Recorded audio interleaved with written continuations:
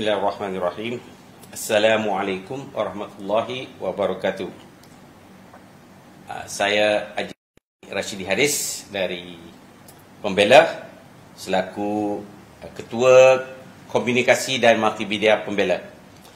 Hari ini iaitu 24 Julai Jumaat 3 petang kita ke udara lagi sekali dengan tajuk-tajuk yang disediakan untuk kita membincang dan membahaskan topik-topik yang disediakan, di antaranya melibatkan tentang kenegaraan. Tajuk yang diberi kepada saya ialah kenegaraan dalam Islam, prinsip-prinsip yang perlu dipegang khususnya umat Islam di Malaysia. Bersama dengan saya ialah Ustaz Ahmad Syamil bin Muhammad Isa. Beliau merupakan penolong setiausaha Majlis Ulama Isma atau ringkasnya MUIS. Assalamualaikum Ustaz. Waalaikumsalam. Apa khabar? Alhamdulillah. Orang muda. Pertama saya hari ni orang muda. Sebelum ni orang sebaya saya. Okey, alhamdulillah.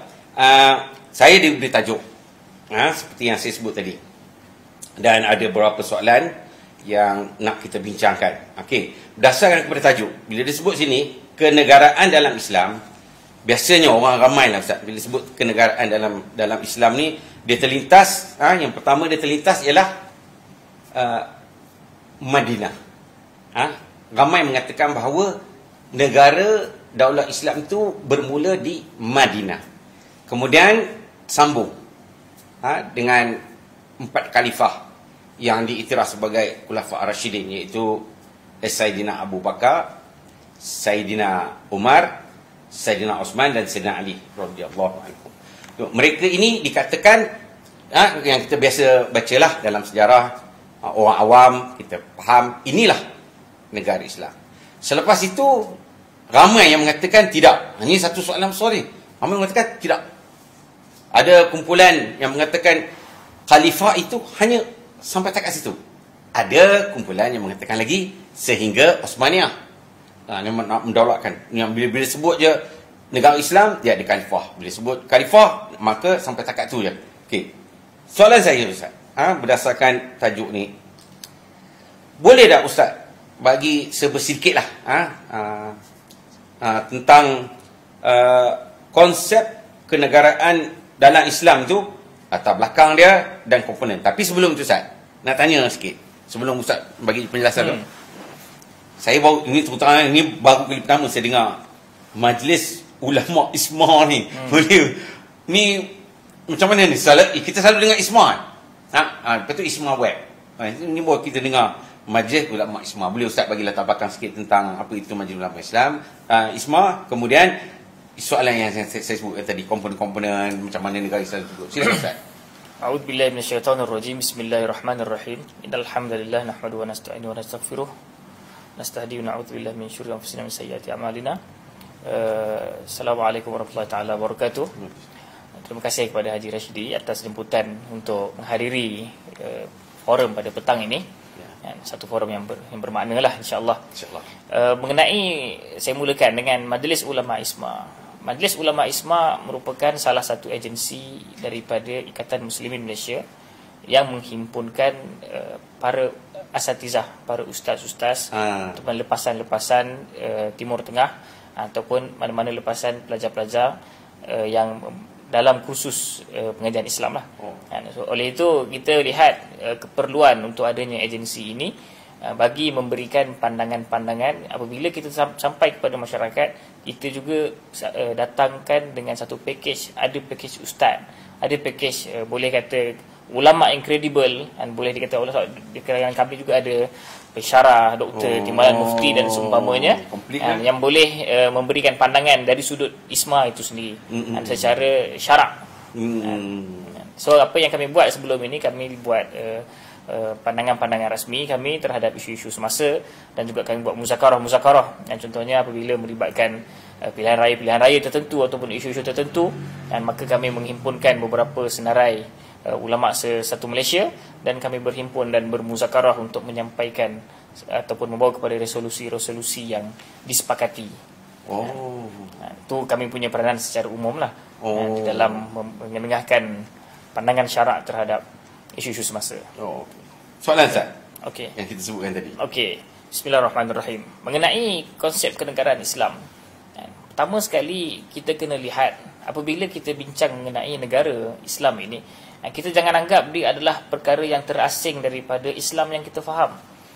Dia adalah satu pengembangan saiz terhadap akidah yang kita pegang.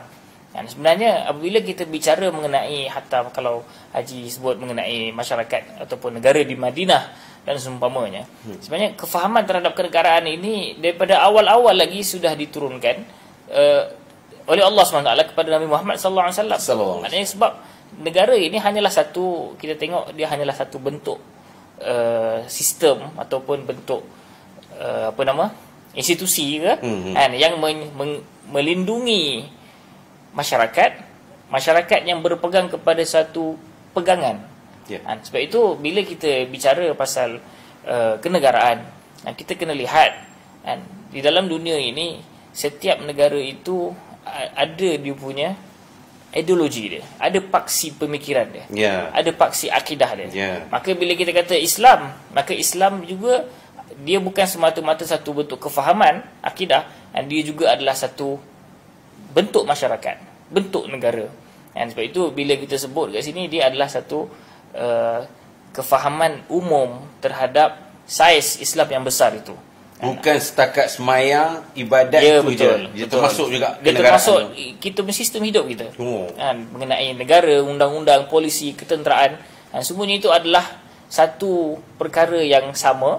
Cumanya di dalam bentuk keutamaan ataupun dalam pembinaan, ialah macam zaman Rasulullah SAW bermula di Mekah tempat membina akidah, membina kelompok utama yang nak mendukung negara itu, kemudian berpindah ke Madinah, yang barulah tersergam indahnya satu institusi negara yang menjadi contoh sampai sekarang pun mengenai piagam Madinah. Maksudnya dalam erti kata lain, Islam ini yang Rasulullah bawa ini, wahyu tu menyediakan semua, mula daripada tauhid, pergi kepada akidah, solat, sampai kepada negara, sampai ketenteraan bersama sekali.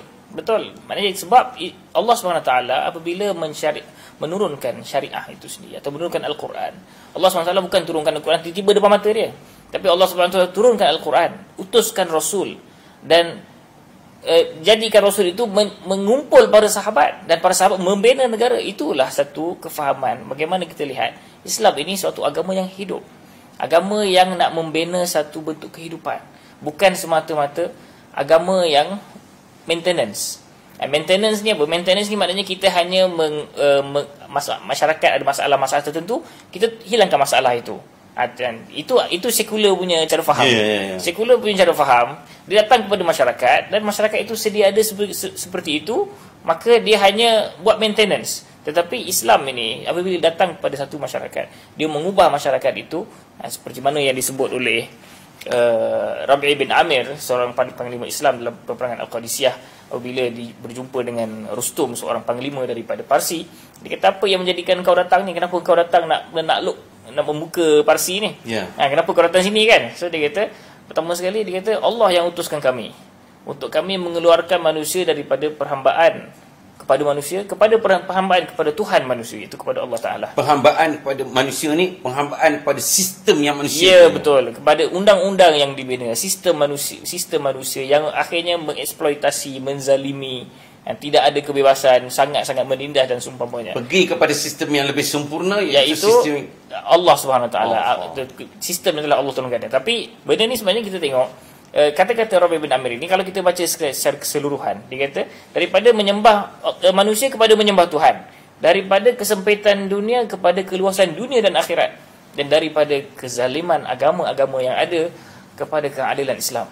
Itu kita nampak sebenarnya Islam yang difahami oleh sahabat, orang terdahulu, dia adalah Islam yang package. Dia bukan sekadar satu penjuzukan tertentu yang tidak ada kaitan dengan hidup. Dia adalah satu perjuangan, dia adalah satu package yang akhirnya membawa manusia keseluruhan ini kepada kesejahteraan yang sebenar, kepada kebebasan yang sebenar, kepada keadilan yang sebenar. Maka apabila kita menyeru kepada, ataupun Allah SWT mengatakan Allah menyuruh kepada keadilan, ihsan, Allah bukan membiarkan kita mentakwil adil dan ihsan itu hatta rahmah sekalipun dengan kita punya pandangan sendiri.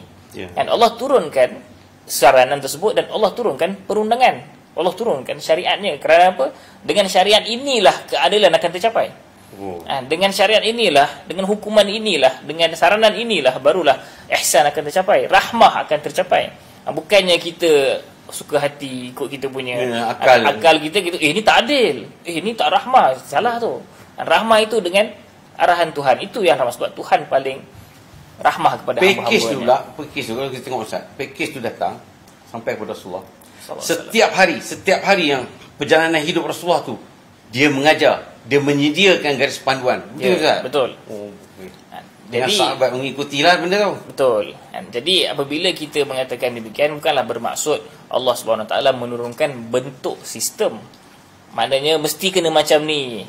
Mesti kena khulafah Rasyidin punya cara, ataupun mesti kena khilafah selepas itu ke Umayyah, ke Abbasiyah, ke dan seumpamanya.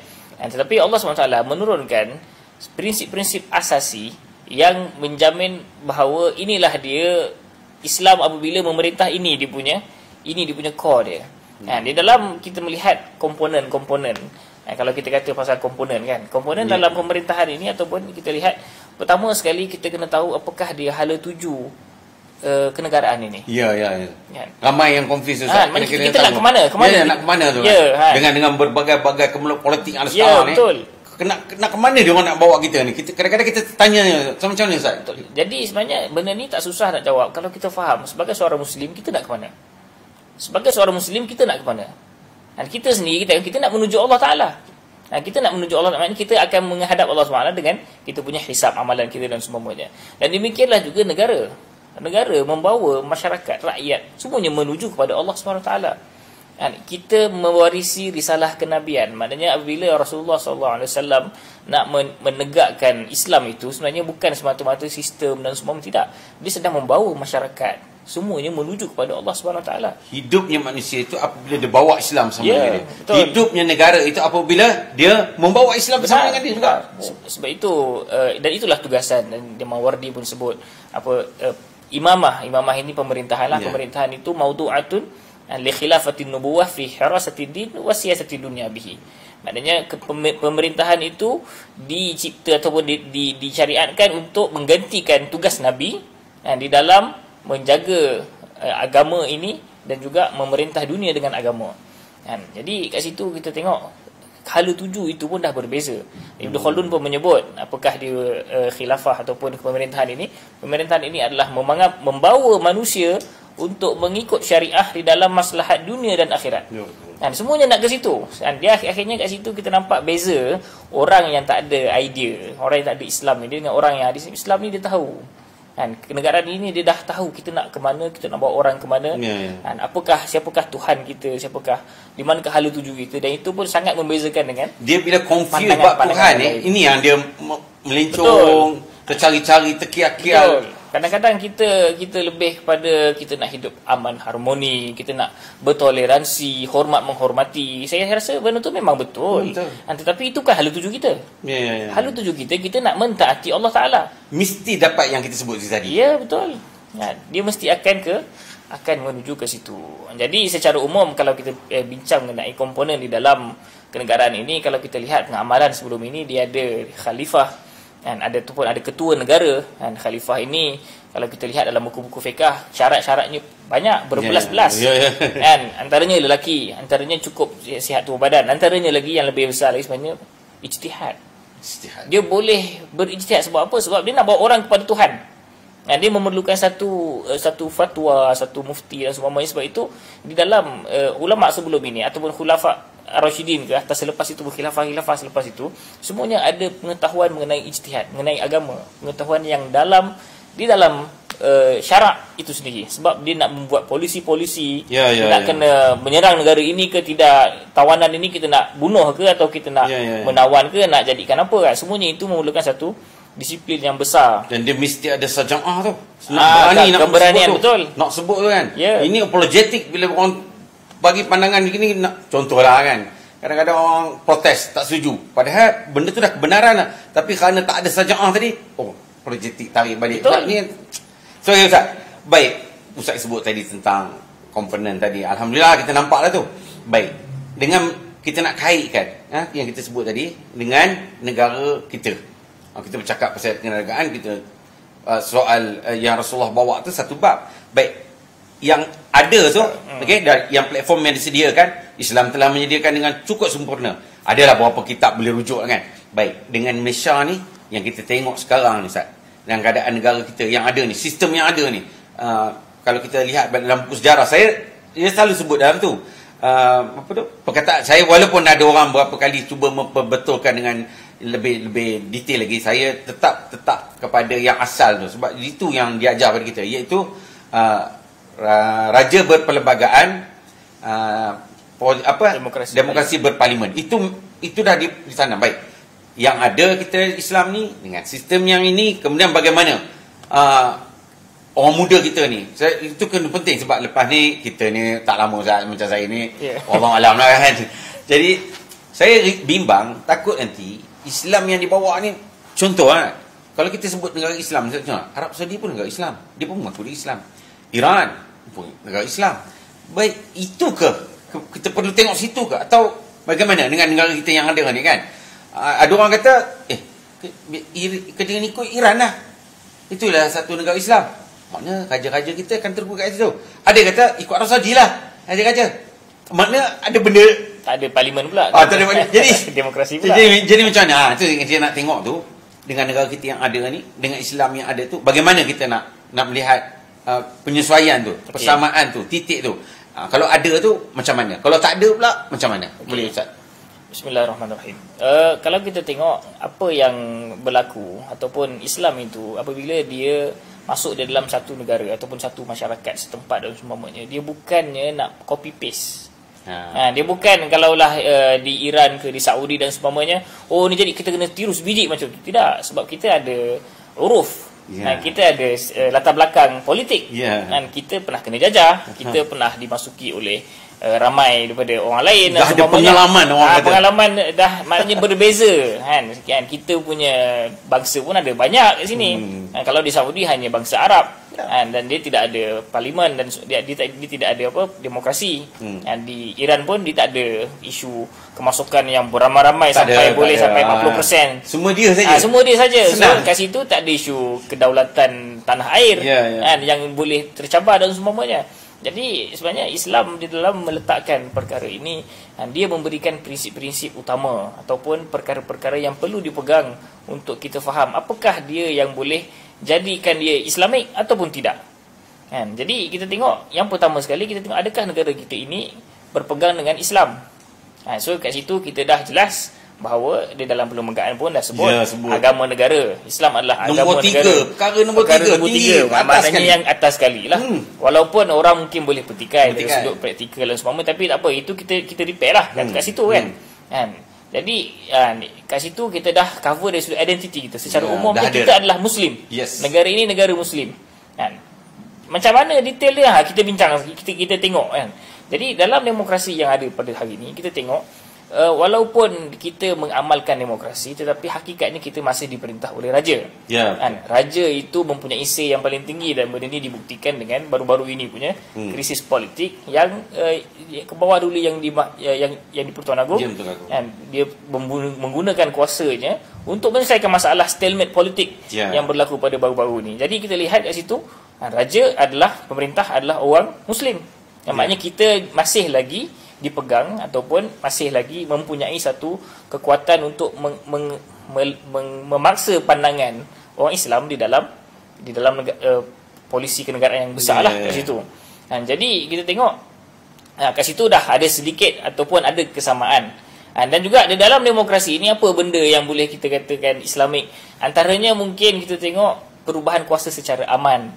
Kalau kita tengok zaman Khulafa sebelum ini atau Abbasiyah, dia membunuh keluarga Umayyah.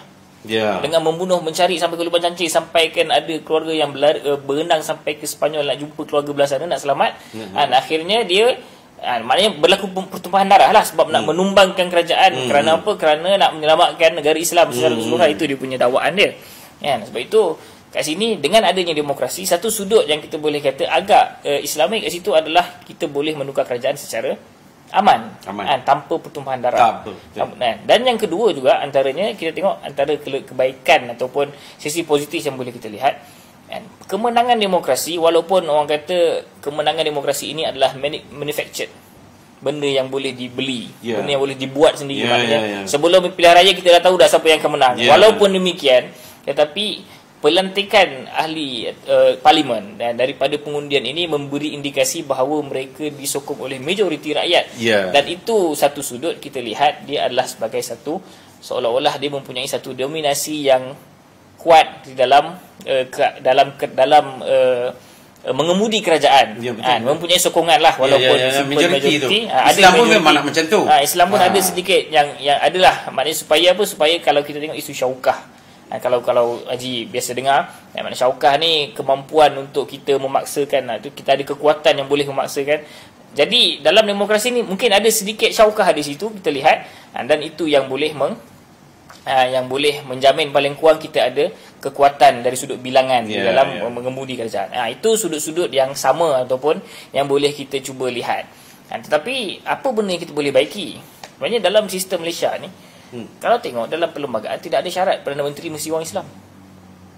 Orang Melayu pun tak syarat pun. Jadi kat situ pun walaupun dia kata pemerintah kita adalah raja, tetapi Perdana Menteri itu sebenarnya dalam polisi Islam dia adalah wazir tanfiz ataupun ketua eksekutif. Dia yang akan melaksanakan. Bila orang yang kat atas akan melaksanakan, dia ada dia punya kroni dia. Dia ada dia punya orang-orang dia yang dia nak bagi makan apa semua. Dia ada penyokong dia yang membayar dia. Yang membayar kempen dia. Kita pun selesa kalau kita katalah kita sebagai ketua, kita suka keliling kita orang yang kita kenal. Betul. Daripada entah mana-mana datang semua kita nak letak keliling kita kan. Itu tabiat dia. Jadi kalaulah kita tidak, kalau dalam perlembagaan tidak ada syarat itu. Bila saya tengok tidak ada syarat mesti Muslim, mesti Melayu. Dia syarat dia cuma perkenan daripada yang di-Pertuan Agong. Jadi kat situ itu satu kelompongan. Dan ni kalau kita tengok kenapa Perdana Menteri kita masih orang Melayu dan orang Islam, ini adalah pengamalan daripada sebelum ini, dan kita masih lagi mendapat undi yang kuat di dalam mengekalkan kita punya kepimpinan negara. Tapi risikonya tak ada. Ya, risiko tak ada. Sebab itu apa yang berlaku pada hari ini, kita tengok mereka cuba mengubah naratif. Tak apa orang kafir memerintah, yang penting adil. Yang Cina pun lain. Maknanya benda ni kita bukanlah nak jadi bangsa perkauman ke, tidak. Itu bukan isu kita. Isu kita nak mengekalkan kuasa kita di tangan orang Islam. Itu wajib. Betul. Itu wajib. Sebab kalaulah bukan orang Islam yang bawa Islam, takkanlah kita nak bagi harapan kepada yang bukan Islam untuk membawa negara ini. Sejarah dia, bila orang kafir ni dia tinggal di bawah negara Islam, dia selamat. Sejarah dia. Betul. Kalau orang Islam duduk di bawah orang kafir ni, kita boleh tengok di China sekarang ni. Yuhur. Contoh kan? Di India. Kita tengok ni terang-terang ni bukan kita saja nak buat cerita ni, tengah berlaku sekarang ni. Tengah bantai teruk-teruk tu. Jadi kalau nak kata ni buat cerita, ni soal khabar ni betul balik lah. Ni kadang-kadang orang dia gini, orang suka nak hak asasi. Saya pun kadang-kadang hak asasi ni kena tengok lah. Sampai tukar Argentina tu bukan hak asasi. Itu bukan hak asasi lah. Kalau tukar Argentina dah merepek-repek lah. Okey. Alhamdulillah banyak kita boleh ni. Mungkin ada beberapa perkara dah kita sebelum tu Haji. Maknanya saya dari sudut apa yang boleh baiki. Yang dibaiki tu. Tadi kita sebenarnya banyak kecacatan saya nampak tu. Betul kan. Yang tadi mengenai syarat Perdana Menteri. Yang kedua kita tengok mungkin kita kena letakkan syarat yang lebih ketat terhadap siapa yang boleh bertanding untuk pilihan raya. Calon tu sangat penting. Betul. Pertama sekali kesihatan dia. Berapa banyak kita dah berapa kali PRK sebab orang tak sihat. Kita bukanlah nak mengatakan saya faham macam ni. 30 juta ni macam tak ada orang lain. Saya letak anak saya juga. Bukanlah kita nak marah. Kalau betul dia ada ketokohan, betul dia ada latar belakang, pengalaman, betul tak apa. Tapi contohlah saya kata, takkan tak ada orang lain kan. Ada sebenarnya ada. Dia nak letak itu. Jadi situ satu contoh lah. Kemudian lagi satu pengalaman ni Ustaz, pengalaman saya pernah pergi ke satu ini kita ni saya pergi nak pergi mengundi kami sama kami ni. So saya dengan kawan saya ni, kita daripada akademik ada lebih kurang dalam 10 orang. Yang sebelah sana ni dia bawa budak-budak entah mana datang, lebih kurang dalam 50 orang. Bila mengundi yang 50 menang. Itu yang menang. Kita yang 10 bawa orang cerdik-cerdik ni tak menang. Jadi bila kita tanya ni macam mana ni? Kita demokrasi. Yes. Jadi di sini dah nampak kecacatan tu. Betul. Patutnya orang bijak lah kita pilih, kita bagi tahu, tapi disebabkan budak-budak ni tadi yang dia bawa 50 orang ni, bawa bagi bihun, bagi tracksuit, bagi je. Nah, ini kecacatan yang tengah berlaku ni. Tapi orang kata inilah demokrasi. Saya kata ini bukan demokrasi.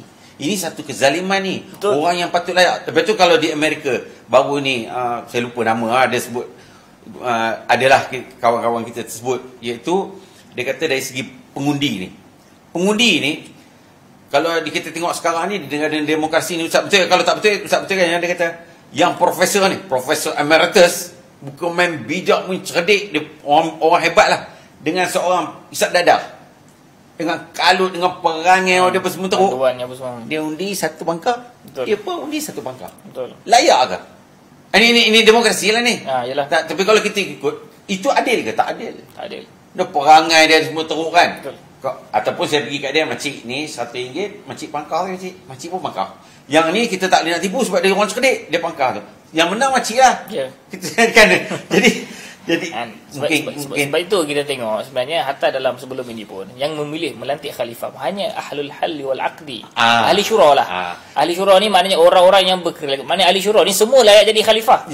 Tapi mereka memilih di kalangan yang layak jadi khalifah itu siapa yang paling utama. Jadi bila begitu kita dah mengecilkan ruang pemilihan. Siapa yang boleh memilih itu pun satu benda yang penting. Bila Ustaz sebut macam ni, bukankah itu aristokrat?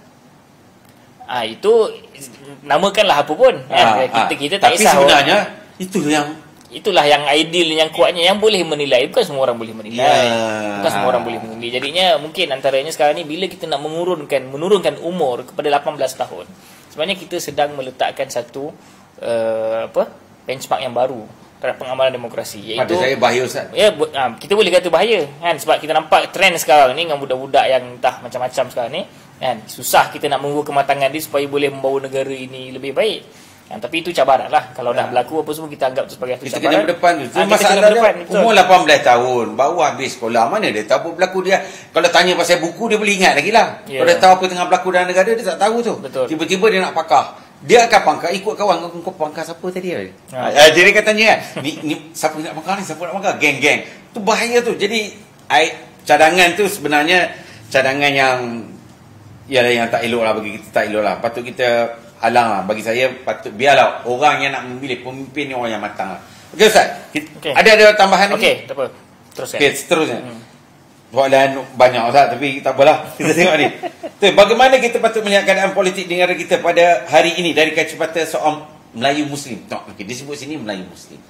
Bila sebut Melayu ni, dia yalah, bila sebut Melayu dia resis. Bila orang lain tuntut hak dia tapi bukan Melayu, itu tak resis.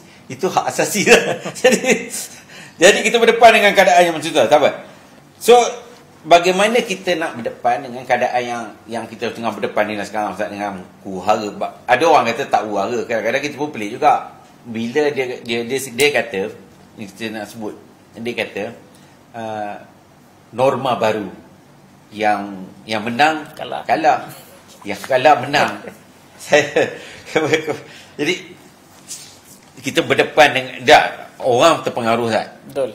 Orang-orang biasa betul juga. Kita berdepan dengan orang yang macam ni. Saya ambil contoh lagi, Tanjung Piai. Orang marah saya buka isu ni. Saya nak buka agak, biar dengan Ustaz jawab. Orang marah saya. Tapi bagi saya faham macam ni. Saya ni seorang Muslim. Ya, tuan kena tengok ni. Saya seorang Islam. Wajib saya pangkal seorang Islam. Tak? Sebagai pemerintah, dia patut cerdik. Dia akan letak orang Islam. Betul. Kalau dia nak letak orang bukan Islam, yang bukan Islam tu mesti condong ke arah Islam lah. Bukanlah maksud dia nak masuk Islam, tak. Dia menyokong Islam. Baik. Kemudian dia letak satu orang. Latar belakang dia, malah selepas dia dipilih. Ini Ustaz, ini sensitif lah. Tapi nak sebut juga, geram kan. Kita tengok dia protes. Dia ada buat kenyataan yang sangat berbau perkauman lagi. Jadi dengan keadaan yang sekarang ni Ustaz, saya bukan nak sebut pasal Tanjung Piai tu. Saya nak kaitkan. So dengan keadaan yang ada ni, dengan percaturan politik yang ada ni, dengan keadaan yang lagilah dinamik dia sampai lompat ni dah jadi benda biasa. Lompat prinsip dah hilang. Yes. Sekarang ni kalau katalah saya cakap tentang satu prinsip gini-gini, tak boleh percaya Zat. Jadi bila kita jadi, maknanya orang-orang yang nak jadi calon ni mendatang, rakyat mula tertanya-tanya, dia ni boleh percaya tak? Sebab tokoh-tokoh saya adalah beberapa tokoh hebat dalam perjuangan Melayu dulu satu ketika pun lompat. Baik, kalau kita kata sebelah pihak ni tak apa Zat, ni panjang sikit. Ni parti orang Melayu memang suka melompat. Tak, parti yang sebelah situ pun lompat juga bangun ni. Kita confuse. Seolah-olah di dalam Dewan Rakyat ni semua ni memang kena lompat. Saya bukan ahli politik. Saya nak cakap, saya bukan ahli politik, saya pun tak bertanding. Kalau orang tak pilih saya pun tak apa, saya bukan bertanding kan. Kita nak bagi tahu keadaan sekarang ni cukup huru-hara Ustaz. Kemudian adab kita orang Melayu Ustaz ni nak luar hati nak nampak gaya kan. Kita ni ada sopan santun, kaya dengan sopan santun, budi bahasa sangat tinggi, tambah lagi orang Islam, adab kena ada.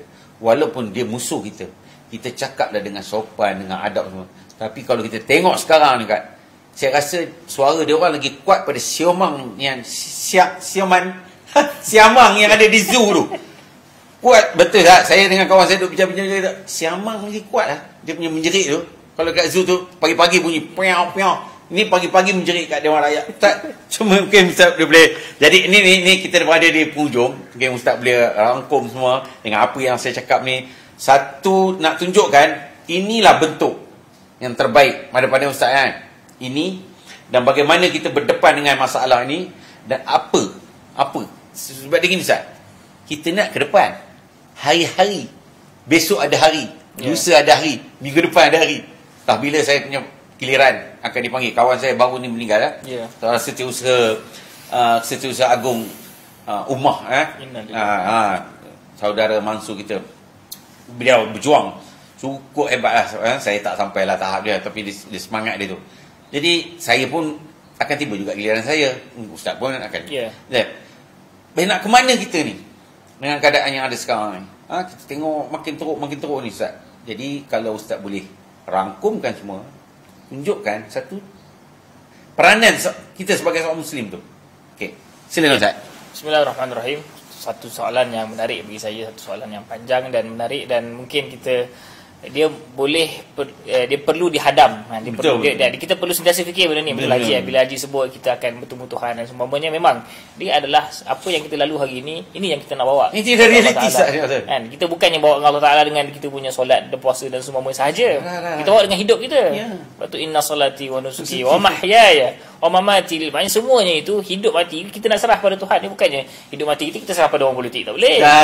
Kita kena bagi kat Tuhan semuanya. Jadi di dalam melihat situasi politik pada hari ini, saya tengok kita sedang berputar pada benda yang sama. Orang yang nak naik jadi Perdana Menteri, orang yang sama sejak 20 tahun yang lepas, dan orang yang bergaduh dengan juga adalah orang yang sama 20 tahun yang lepas.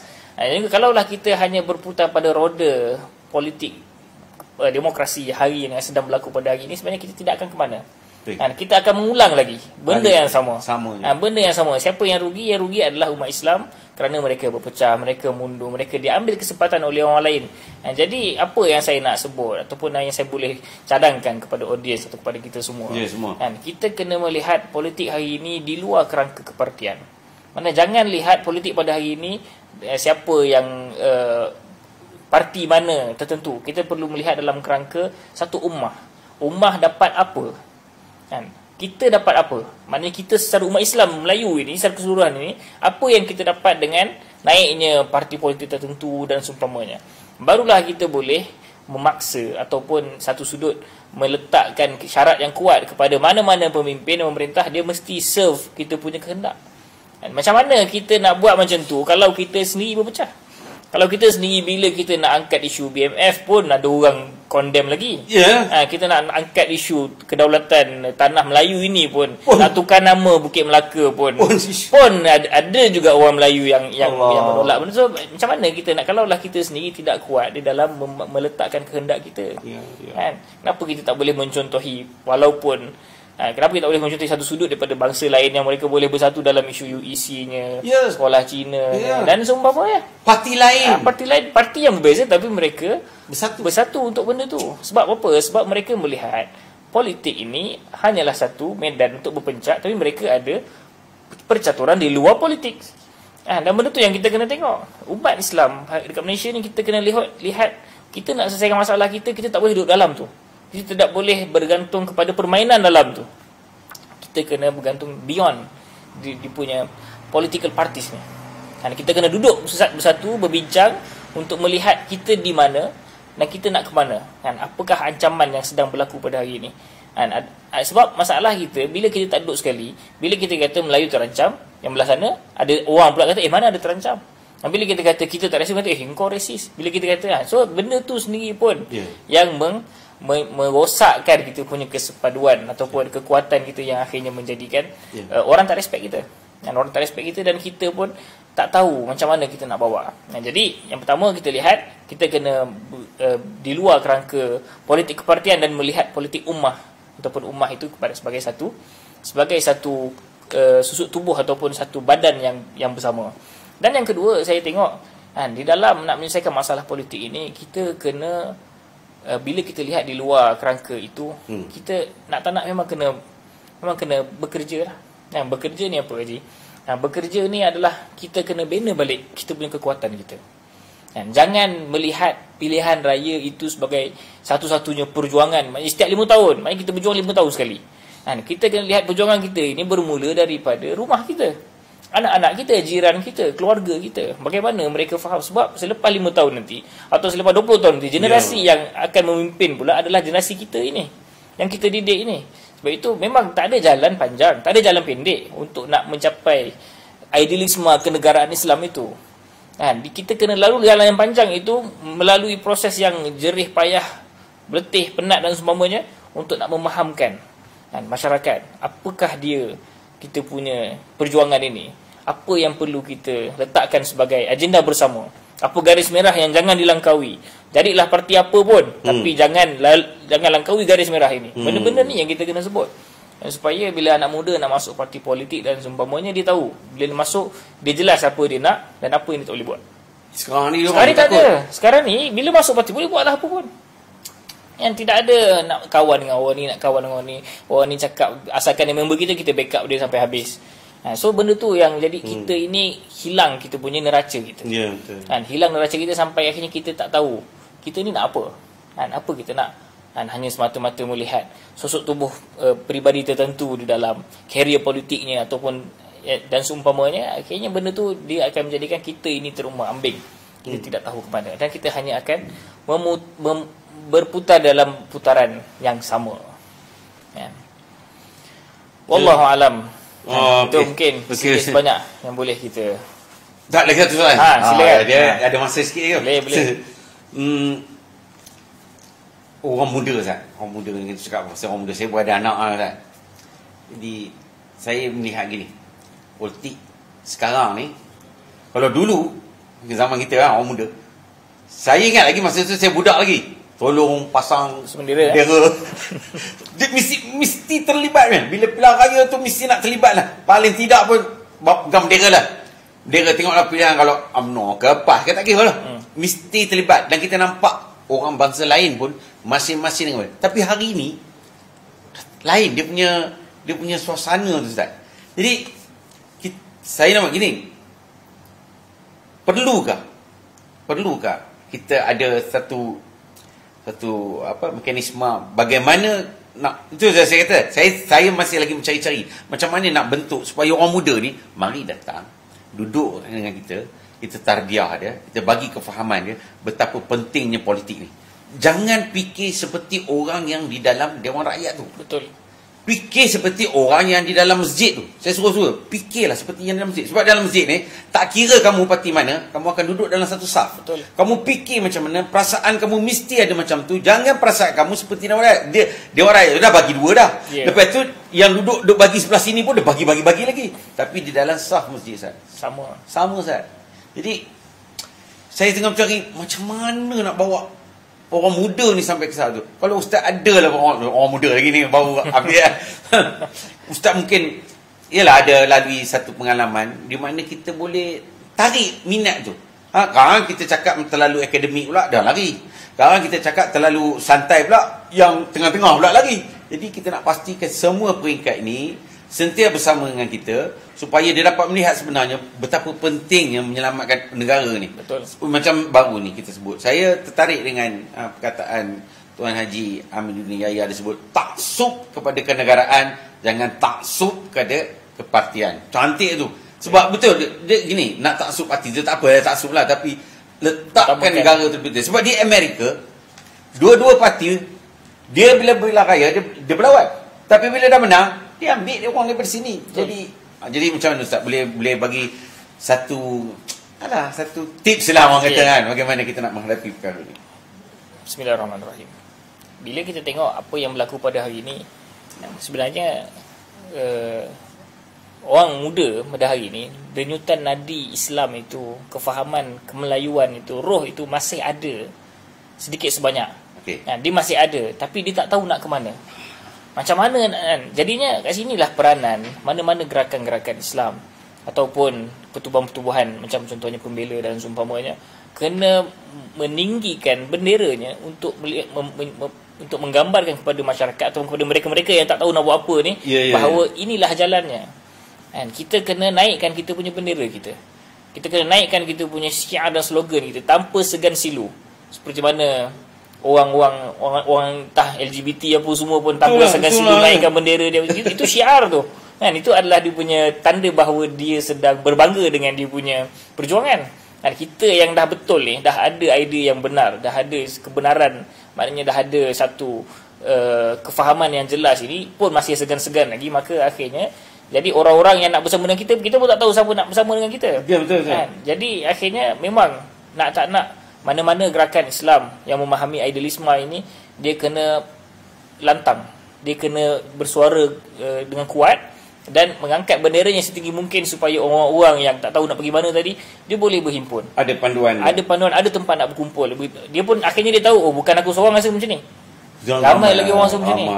So saya pun pujilah usaha Pembela nak menyatakan buat slot-slot begini. Sebenarnya dia adalah satu usaha untuk memberikan kesedaran sedikit sebanyak, dan juga yang lebih besar lagi usaha nak mengatakan bahawa masih lagi ada kelompok yang gairah untuk nak perjuangkan isu ni. Masih lagi ada kelompok yang bersungguh-sungguh nak mempertahankan agenda kedaulatan umat Islam dan juga orang Melayu pada waktu inilah. Ya. Okey, kita berada di penghujung rancangan bersama kita. Ustaz, alhamdulillah Ustaz, ni kali insya-Allah ada lagi Ustaz, kita bincang lagi benda ni, banyaklah benda isu-isu. Saya lebih fokus pada generasi muda lah Ustaz, sebab saya bimbang mereka ni, sebab bila tengok anak saya sendiri pun saya dah rasa cuak dah. Anak aku pun dah tak ambil. Sebab dulu saya tak macam dia. Bila saya tengok dia tak ambil peduli, bila kita cakap pasal, dia tahu siapa Perdana Menteri semua, tapi bila cakap pasal politik, lah politik ni dia mengarut dah.